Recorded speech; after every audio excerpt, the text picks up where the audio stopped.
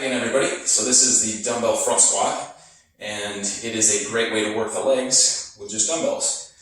If we had one heavy dumbbell, say, goblet squat's a great option, but this allows you to transition into other exercises fairly well, as in the case of a circuit or a complex. So you can pair this together with things like overhead press, go into deadlift variations, lateral lunges, bent over rows. So it works well in that sense, and you're also getting some nice upper body stabilization benefits by having to hold the weight in this position. It's like an isometric press from the bottom. So there's that as well. And this front rack position does load up your abs a little bit too. When you set up, like most squats, we want to start in about shoulder width stance. Everybody's squat stance should be a little different though. That's just a starting point. You don't have to always exactly be in that spot.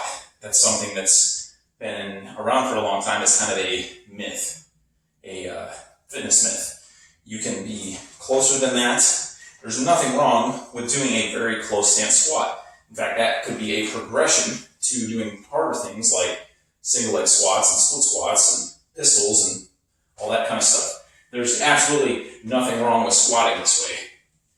There's also nothing wrong with a wide stance, more of a sumo stance squat. So, but those things focus on different areas.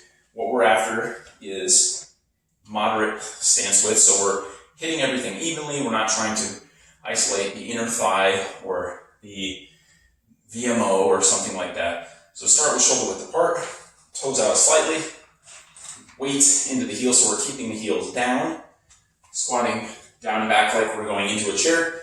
How far you go down depends on your flexibility.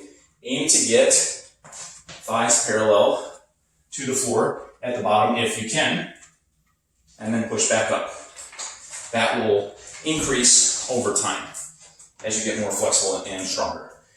The weight can also be on top of your shoulder, depending on the type of dumbbell. If you have one with a flat end, like these Bowflex weights, or a fixed weight like one in a gym, you can buy them for home too.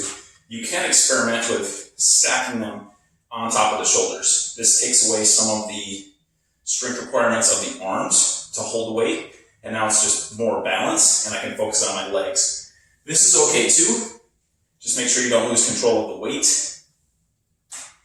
But if you want to work on a little bit more upper body muscle, try the front rack position like so.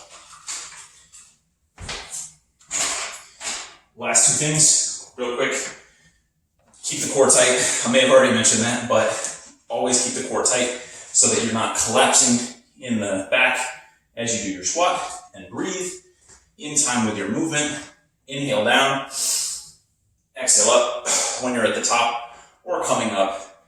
Heavier weights, there should be a pause as you're transitioning up and down. So if I'm doing a heavy front squat, inhale at the top, squat, no breathing, get to the top, exhale, and then inhale again. Like so. That just keeps your core a little more engaged, a little more stable. So that is it. Dumbbell front squat. Give it a shot. See ya. Hi guys, thanks for checking out the video.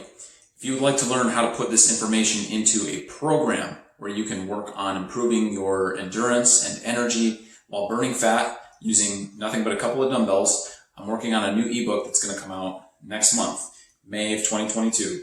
And if you go to my website, everythingbutthegym.com, it'll be there in the shop. And if you sign up for my newsletter, also you can do that on my website.